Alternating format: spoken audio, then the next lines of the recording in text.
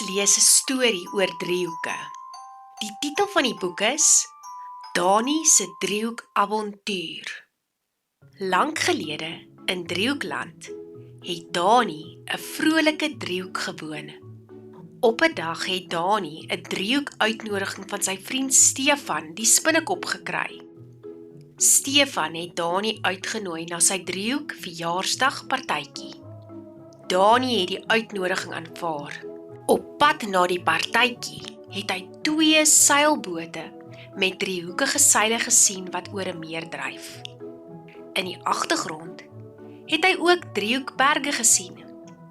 Dani het ook 'n roomhuistrok met 'n driehoekige roomhuiskeel bo op die trok gesien. Maar dit is nie al nie. Dani het ook verby 'n pragtige woud met groen driehoekige bome geloop. Hy kon nie sy oë glo nie. So baie driehoeke in net 1 dag. Voordat hy dit besef het, was dit donker. Dani het daar besluit om oor te slaap by 'n kampeerplek met baie driehoektente. Die volgende oggend het Dani besef dat Stefan se partytjie binnekort gaan begin. Op pad het hy besef dat hy vergeet het om 'n geskenk vir sy spinnekop vriend te koop.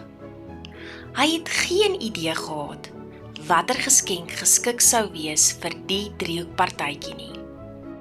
Op daardie oomblik het hy 'n driehoekpapier vliegtuig in die lug gesien vlieg. Hy het besluit om sy vriend 'n papier vliegtuig as 'n spesiale driehoek geskenk te gee. Dani het uiteindelik by die driehoekpartytjie aangekom.